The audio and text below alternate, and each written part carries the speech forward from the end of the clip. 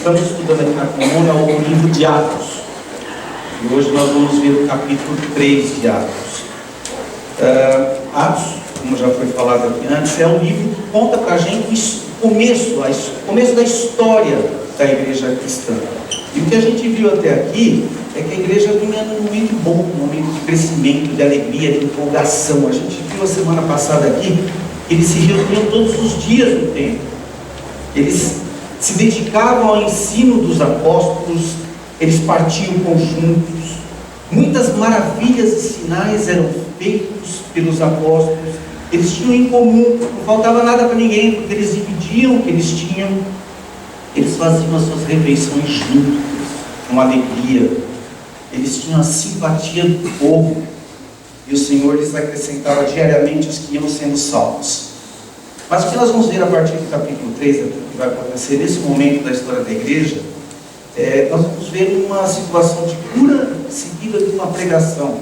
E isso parece que reverte um pouquinho o quadro. A partir desse momento, aquela empolgação toda que existia começa a haver uma certa perseguição. Vai culminar, nós vamos ver na semana que vem isso daqui, na prisão de Pedro e João. Eles são presos por conta disso, por causa da oposição que gera aqui. E o que nos faz já pensar isso aqui. O que Pedro prega aqui é a essência do ensino dos apóstolos. O que será que esse ensino dos apóstolos que falou, que a gente viu a semana passada, o que será que esse ensino que gerou essa oposição toda? E o que foi falado ali que os líderes religiosos não gostaram? Talvez aquilo que tenha sido falado por Pedro, como a gente vai ver hoje aqui, não tivesse atendendo às expectativas. Não era aquilo que eles queriam ouvir. Eles tinham outra expectativa. Eles ouviram outra coisa. É igual quando alguém vai ao médico. Quando a gente vai ao médico, a gente tem uma dor, a gente quer um remédio. A gente quer sair de lá com alguma medicação. Inclusive, se você sair de lá e não prescrever nada, o médico não é bom. Você vai procurar outro. Não é assim que funciona? Só que é o seguinte, eu quero um remédio docinho, né, gostoso de tomar. Não pode ser difícil de engolir. Então eu vou para o médico já sabendo o que eu quero. Só que quando eu chego lá, quem sabe o problema que eu tenho é o médico. E o problema pode ir muito além. Pode ser muito mais grave. De repente o que ele vai ter que prescrever não é um simples remédio, é uma cirurgia, é alguma coisa que não nos agrada. E talvez é isso que tenha acontecido. Eles tinham certas expectativas e saíram de lá frustrados. Isso aqui frustrou eles e causou essa oposição todas. E aí, antes da gente começar a ler, é interessante a gente pensar também quais são as nossas expectativas. O que será que eu e você, o que nós achamos que nós precisamos de fato para a nossa vida? O que eu preciso para viver? O que é vital? O que é importante para mim? Será que eu sei isso? Será que a expectativa que hoje muita gente tem em relação à religião, em relação à igreja, o problema não está por conta das expectativas que nós temos em relação à religião, à igreja? As pessoas, olha o irmão, quem está do seu lado, será que o problema não está nisso daí? O texto que nós vamos estudar hoje, que Pedro vai fazer aqui para a gente, o que esse texto faz, ele vai mostrar para a gente qual é a nossa real necessidade. E realmente nós precisamos. Qual é a nossa real situação diante de Deus? Qual é a vontade de Deus? Esse texto ele coloca-se no nosso relacionamento com Deus na perspectiva correta. É isso que a gente vai ver. E a gente pode dizer aqui o seguinte: esse texto começa, vamos dividir em duas cenas. Vamos dividir em duas cenas. A primeira cena chamava de cura. É um exemplo daquilo que fala 2:42, que a Andrezão falou para a gente no domingo passado. Eles faziam sinais e maravilhas. Sinais e maravilhas eram feitos pelos apóstolos. Isso é um exemplo. A gente vai ver um sinal, um milagre, uma cura, né?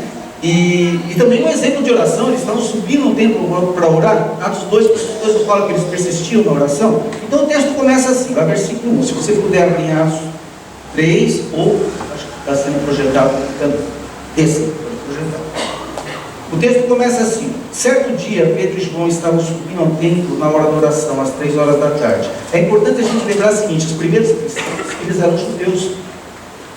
O templo era o centro da vida religiosa deles. Eles continuavam indo ao templo. Os primeiros judeus não tinham aquela expectativa de ruptura com o judaísmo. Não. O que eles estavam fazendo, os primeiros cristãos judeus? Eles estavam querendo anunciar que aquele Cristo que eles esperavam veio. Eles estavam anunciando o Messias. Era uma continuidade. Eles estavam continuando. Eles não entendiam o que tinha. Então eles continuavam com os atos religiosos deles. O que eles estavam querendo fazer era proclamar que o Cristo veio. Quem eles esperavam veio. Aí, no versículo 2 diz o seguinte: estava sendo levado para a porta do templo, chamada Formosa, um aleijado de nascença, que ali era colocado todos os dias para pedir esmolas aos que entravam no templo. Dar esmolas era uma coisa normal da religiosidade dos judeus. Existem alguns pilares do judaísmo: dar esmolas, oração, o jejum. Eles estavam praticando o quê? A religiosidade deles. Eles continuavam fazendo aquilo. O homem estava colocado ali para que as pessoas que chegassem ao templo dessem esmolas para ele. Versículo 3: vendo que Pedro e João iam entrar no pátio do templo, pediu-lhes esmola. Pedro e João olharam bem para ele, e então Pedro disse: olhem para nós. O homem olhou para eles com atenção, esperando receber deles alguma coisa. É interessante, né, que provavelmente esse homem ali estava esperando uma coisa pequena, uma moedinha, alguma coisa. Quando ele ouve Pedro falando: olhe para nós, a expectativa aumentou. Opa, vou receber alguma coisa. O que eu vou receber aqui? Desperta isso daqui. Aquilo que era assim para ser uma ocasião para uma esmola, para uma caridade, para alguma coisa assim, um ato religioso. Vamos vir à igreja. Você vê a igreja hoje, isso aqui é um ato religioso. Aquilo que era para ser simplesmente um ato religioso se transformou num momento de encontro pessoal. Ele recebeu mais do que uma esmola. Ele recebeu uma cura total, completa. Ele recebeu um encontro pessoal com Cristo. E era para ser um simples ato religioso, acabou no encontro pessoal com Cristo. Versículo 6: disse Pedro: não tenho prata nem ouro, mas o que tenho, isso lhe dou. Em nome de Jesus Cristo, o Nazareno, ande. O que Pedro e João tinham para compartilhar com ele era muito mais importante, muito superior do que dinheiro. Eles tinham para oferecer uma cura que vem pela fé no nome de Jesus, ou seja, na autoridade do nome de Jesus. É isso que eles estão oferecendo. E não era uma cura simplesmente física, era uma reintegração física total, era uma cura espiritual, social, era uma reintegração desse homem. Era algo completo que estava sendo oferecido para aquele homem naquele momento. Versículo 7: segurando-o pela mão direita, ajudou-o a levantar-se, e imediatamente os pés e os tornozelos do homem ficaram firmes. E de um salto, pôs-se em pé e começou a andar. Depois entrou com eles no pátio do templo, andando, saltando e louvando a Deus. Aquele mendigo, que antes era ali indigno, que precisava ser carregado, pedir esmolas, no momento seguinte ele entra no templo, louvando, cantando, isso para espanto de muitos, e talvez até para indignação de alguns religiosos da época que estava acontecendo. Versículo 9: quando todo o povo ouviu andando, louvando a Deus, reconheceu que era ele, o mesmo homem que costumava mendigar, sentado à porta do templo, chamada Formosa. Todos ficaram perplexos e muito admirados com o que lhe tinha acontecido. Os milagres sempre deixaram as pessoas perplexas, sempre foram atraídos pelos milagres. Ainda hoje é assim também, né? Basta você ligar a televisão em alguns canais, você vai perceber isso daí. Mas talvez o que a gente ir para a segunda cena daqui, a primeira cena pura, a segunda cena aqui é a pregação de Pedro.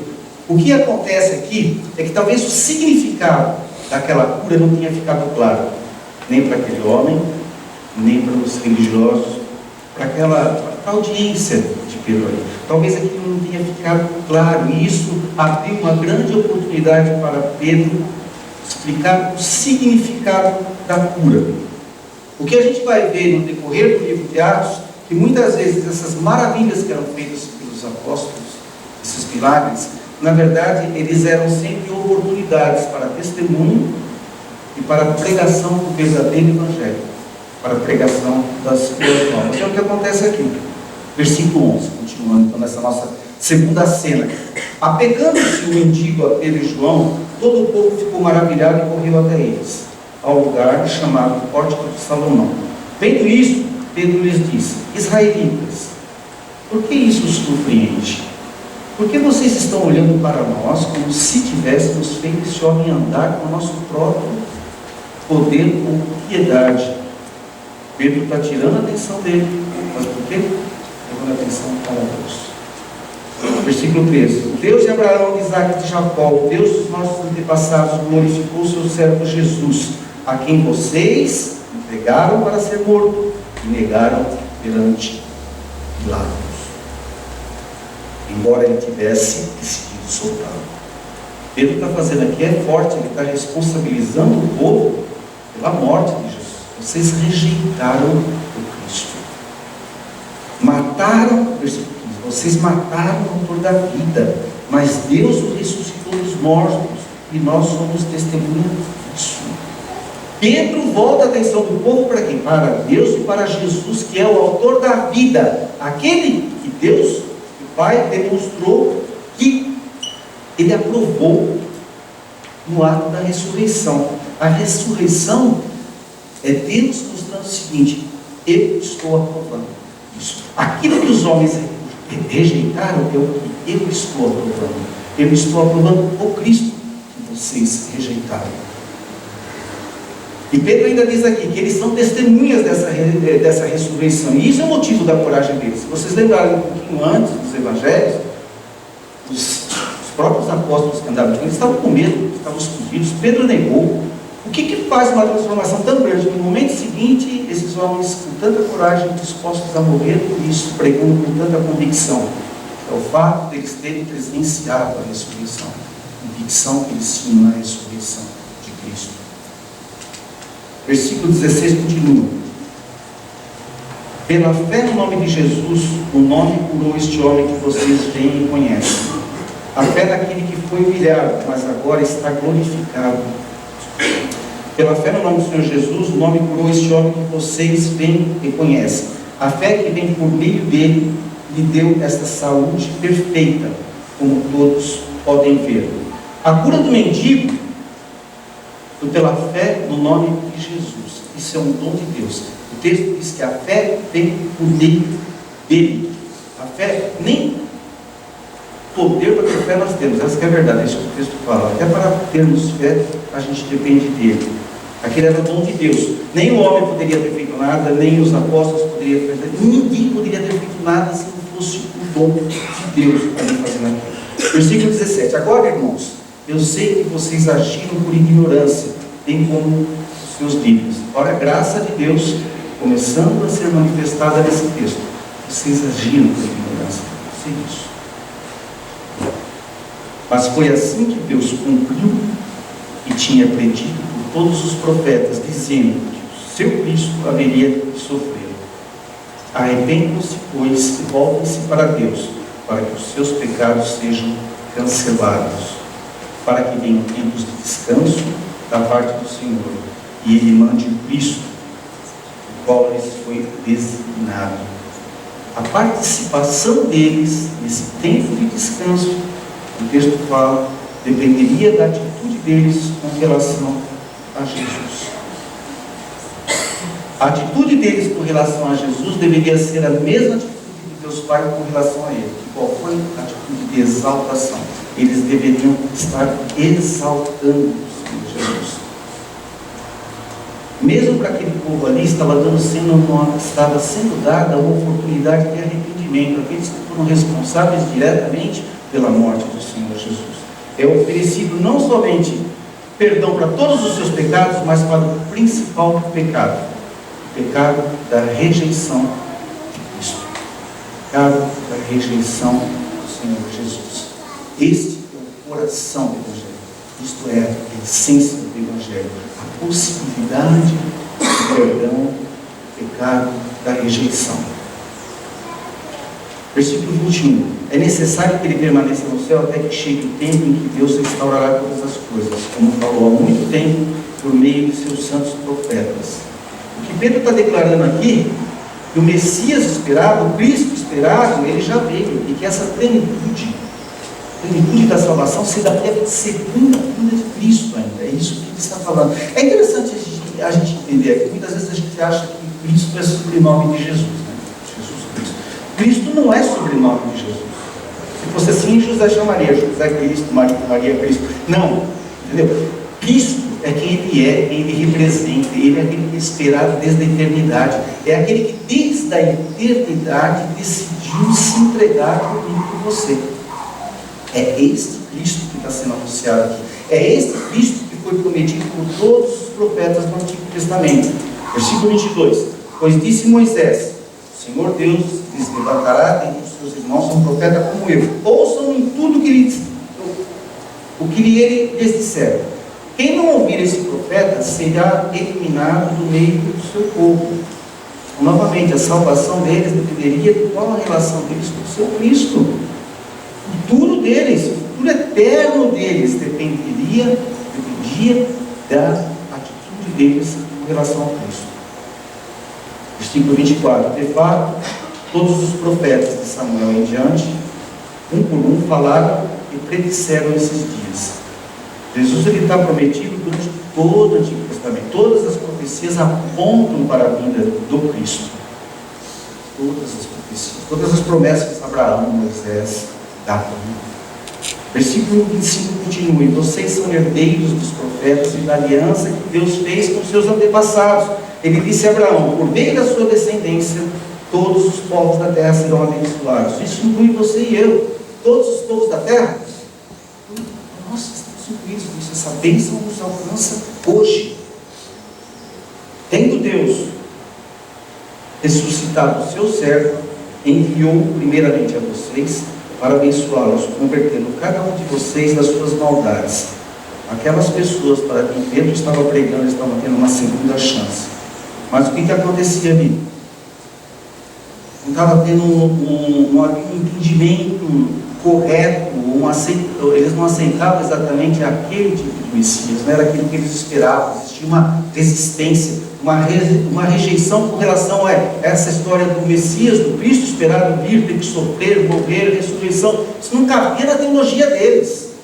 Eles queriam um Messias que atendesse a expectativa deles, como alguém que vai ao médico. Eu vou ao médico, eu tenho minhas expectativas, eu quero um remedinho que vai, vou sair daqui, tem que ser docinho, eu vou sair daqui e imediatamente acabou minha dor. É isso que é a expectativa. Então eles tinham outra expectativa com relação ao Messias, que o Messias fosse poderoso, bem poderoso, que libertasse eles politicamente, socialmente falando, que desse prosperidade para eles. A ênfase fica por minha conta. Não havia reconhecimento da necessidade do sofrimento e da morte de Cristo. Isso é um entendimento básico do Evangelho. Necessidade do sofrimento, morte e ressurreição para o perdão dos pecados. Isso é básico do Evangelho.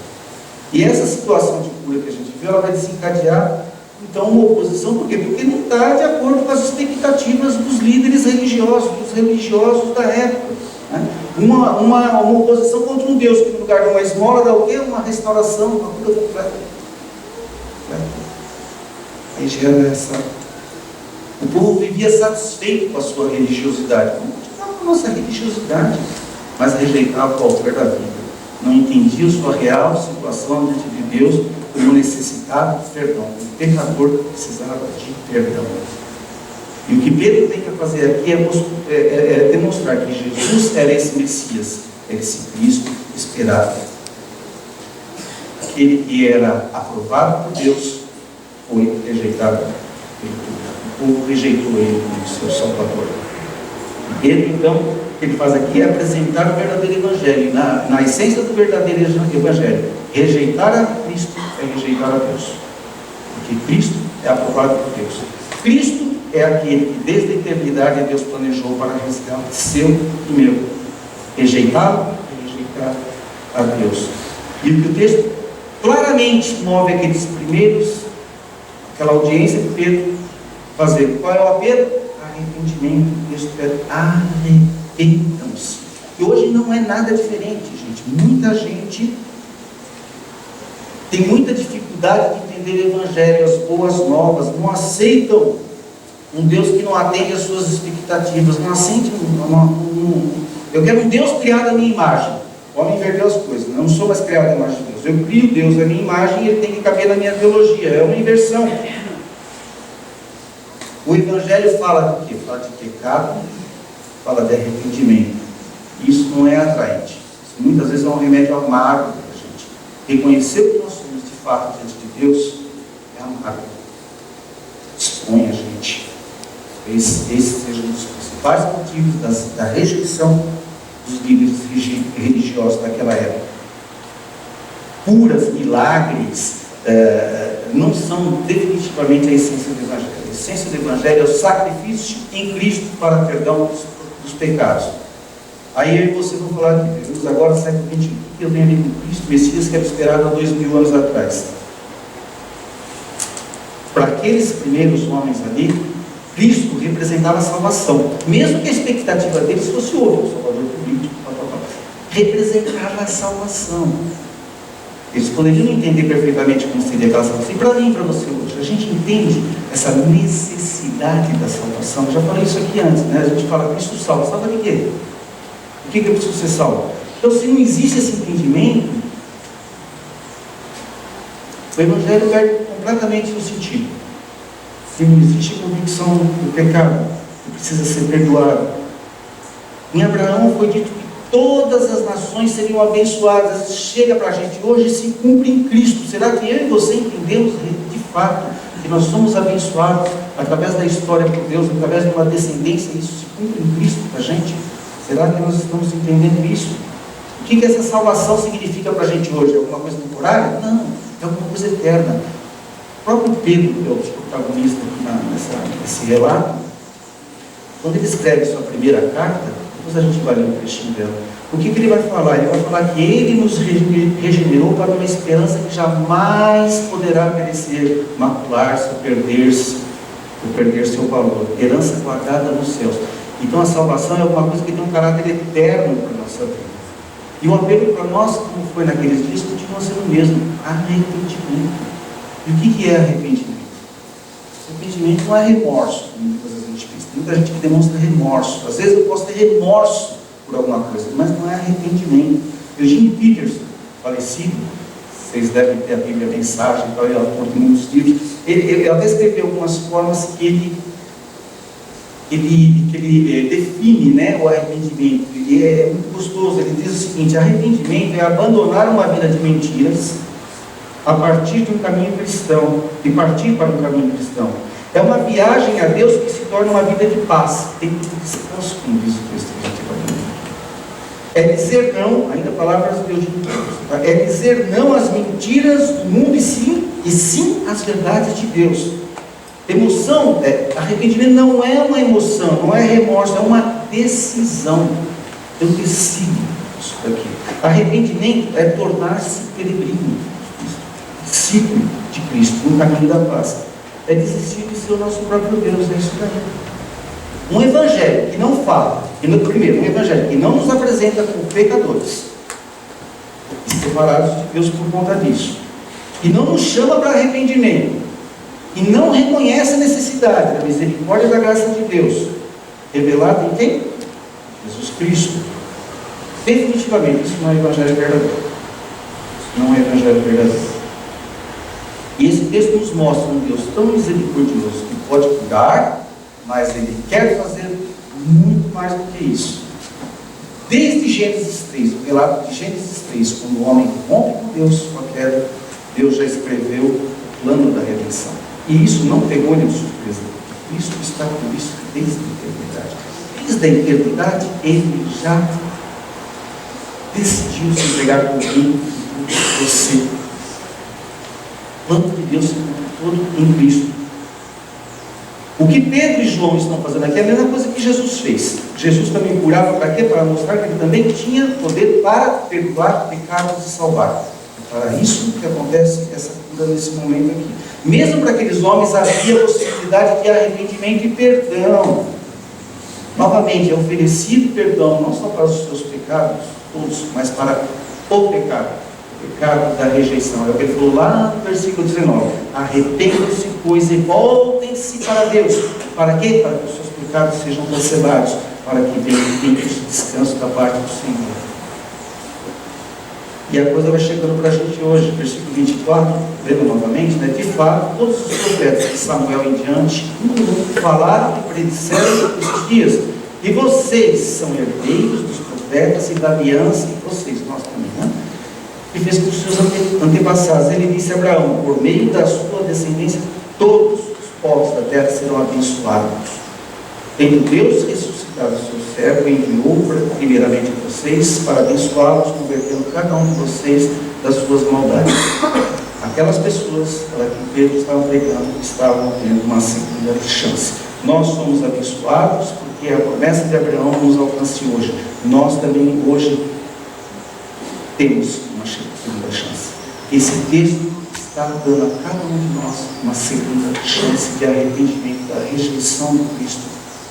Pedro, quando escreve, 30 anos depois desse relato, aproximadamente 30 anos depois desse relato em Atos, ele escreve a sua primeira carta. Nessa primeira carta, o que ele escreve?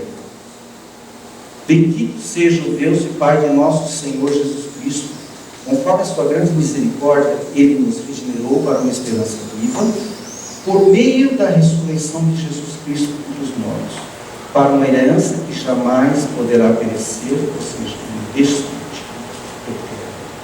Macular-se, ela é incorruptível, ela não muda com o tempo. Ou perder seu valor, alguma coisa que vai durar para sempre, não é alguma coisa que a gente vê só hoje, ou aqui agora, na vida presente.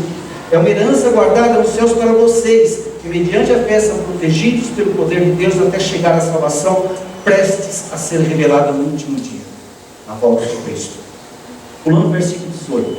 Vocês sabem que não foi por meio de coisas perecíveis como prata ou ouro, que vocês foram redimidos da sua maneira vazia de viver, transmitida por seus antepassados, mas pelo precioso sangue de Jesus, como de um cordeiro, sem mancha e sem defeito, conhecido antes da criação do mundo, revelado nesses últimos tempos em favor de vocês. Por meio dele vocês creem em Deus, Deus ressuscitou dentre os mortos e glorificou, de modo que a fé e a esperança de vocês estão em Cristo. O apóstolo João também, nós vamos ler aqui, ele também fala que a todos os que creram no nome dele, deu-lhes o direito de quê? Serem chamados filhos de Deus. Nós somos chamados a uma vida de arrependimento e uma vida de fé. Seja honesto com você, olha para a tua vida. Às vezes a gente está vivendo só na religiosidade e não percebe o que está acontecendo. Gente, eu sou pecador, você é pecador. A vida, se tirar Deus da vida, é um caos. Seja honesto com você. Olha para Deus. Você não reconhece que você é dependente da misericórdia e da graça de Deus? Lembra aquilo que a gente já falou? Misericórdia é eu não receber aquilo que eu mereço. Muita gente fala: ah, Deus me dá o que eu mereço. Não, cuidado. Misericórdia é eu não receber aquilo que eu mereço. E graça é eu receber aquilo que eu não mereço. Se eu não reconheço isso aqui, é alguma coisa errada. Nós vamos abraçar uma religiosidade, atos religiosos, e vamos rejeitar Cristo. Se eu não reconhecer isso, aqui está a essência do Evangelho. Só resumindo, então, nós vamos até aqui para concluir. Vou realmente concluir. A cura daquele homem apontava a verdadeira necessidade do homem. Lembra quando a gente começou? Eu perguntei: o que será que a gente realmente precisa? Aquela cura apontava para isso, a necessidade de reconhecer o pecado, a necessidade de arrependimento. Lembra? Arrependam-se para que seus pecados sejam cancelados.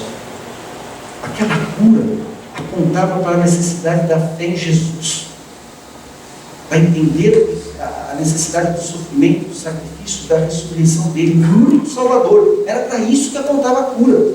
O objetivo de Pedro era fazer eles entenderem o verdadeiro Evangelho. E é isso que nós estamos fazendo aqui hoje. Nós estamos indo para esse texto para entender o que de fato é o Evangelho. O que de fato é o Evangelho? Tem que ter conscientização de pecado. Tem que entender a necessidade de arrependimento.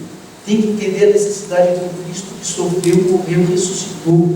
Tem que entender o que de fato é misericórdia e graça de Deus na minha vida. A gente tem que tomar muito cuidado com o que a gente acha que a gente precisa. Às vezes eu acho que eu preciso de cura. Eu acho que eu preciso de um milagre. Eu preciso disso, preciso daquilo e outro. A gente precisa de um monte de coisa. Às vezes a gente acha que precisa de uma religiosidade meio estranha também, né? E não bate com o ensino dos apóstolos, que a gente viu lá em Atos 2:42. O que eu preciso é isso aqui. A gente tem que tomar cuidado. O remédio errado, usando aquela figura lá, o remédio errado pode tirar até a dor, mas ele não cura a doença. Cuidado, posso morrer sem dor. Entendeu? Então a gente tem que. Quem vai falar para a gente o que realmente a gente precisa é o médico. Quem vai falar o que realmente a gente precisa quando fala em termos de vida espiritual é Deus. Os judeus achavam que precisavam de um Messias diferente, um Cristo diferente. Eu e você achamos que precisamos do quê? Reflete aí. O que de fato a gente precisa? Estamos criando Deus na nossa própria imagem? É esse Deus que eu quero? É isso que eu quero? Ou é o Deus da Bíblia? Eu tenho que voltar para a Bíblia para entender quem de fato Deus é o que Ele diz que Ele é. O Evangelho é o que Ele diz na Bíblia que é o Evangelho, não é aquilo que eu acho que é o Evangelho.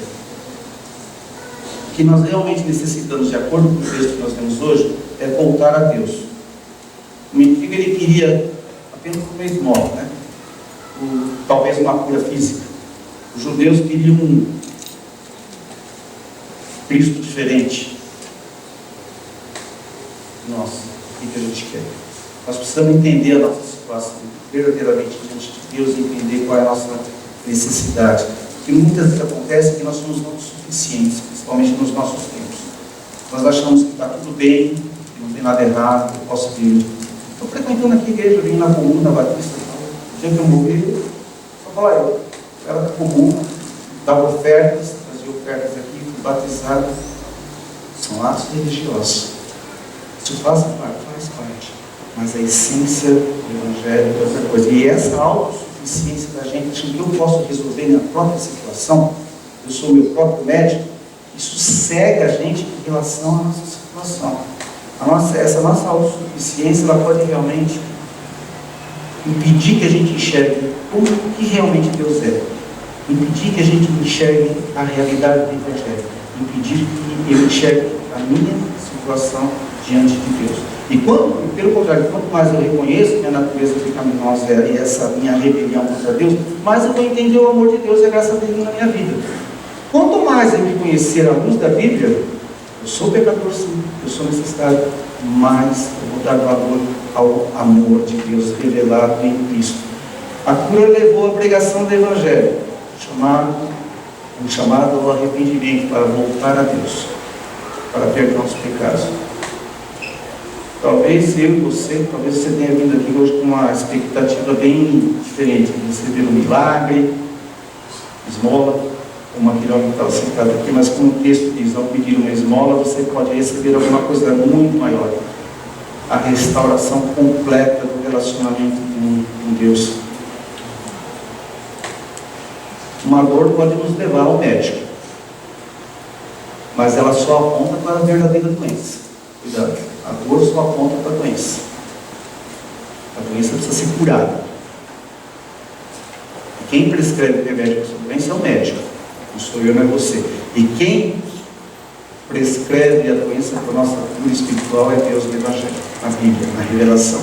E muitas vezes é amargo, porque implica isso que eu falei, o reconhecimento que eu sou diante de Deus, a minha humilhação diante dele, abrir minha vida diante dele e falar: Deus, eu sou isso aqui, eu preciso da sua misericórdia. E o que a gente faz com isso? O texto é claro: arrependa-se, volta para Deus. Para que venha o quê? O texto fala: tempos de descanso da parte do Senhor. Eu não sei como você chegou aqui hoje. De repente você nunca tinha ouvido falar absolutamente nada do Evangelho, em Cristo. Mas é dada uma nova chance para você hoje. Uma nova chance, um convite para entrar nessa vida cristã, entrar numa vida de arrependimento, uma vida de fé, uma conversão que vem do Senhor, porque Deus está conseguindo, Ele nos converte das nossas maldades. Não há um esforço próprio. Do nosso lado basta o reconhecimento, porque quem nos convence, eu oro isso, que o Espírito Santo esteja te convencendo nesse momento. Ele que nos convence que nós somos pecadores. É Ele que nos convence de que nós precisamos desse sacrifício. A Bíblia fala que o Espírito convence do pecado, da justiça e do juízo. Eu falando aqui não adianta nada, eu só expus a palavra de Deus. Não é mensagem minha, está escrito, é o texto. A mensagem está pronta. Agora, quem convence isso do coração? Você chegou aqui hoje, não tinha essa ideia, não tinha esse conhecimento, é dado a você agora. Você tem uma segunda chance de se relacionar com Deus. E você não faz isso através de atos religiosos. Você vem na igreja todo domingo. Lógico que essas coisas são consequências dos atos religiosos, mas não é isso que nos salva. Você vai falar, como que eu posso ser salvo? Às vezes você está sentado aqui há anos, e você fala, cara, mas o que define se eu sou salvo ou não? O que define se você é salvo é se você reconheceu diante de Deus que você é pecador, que você já está separado dele, e que é pela misericórdia dele que você não é condenado, e que é pela graça dele que você é salvo.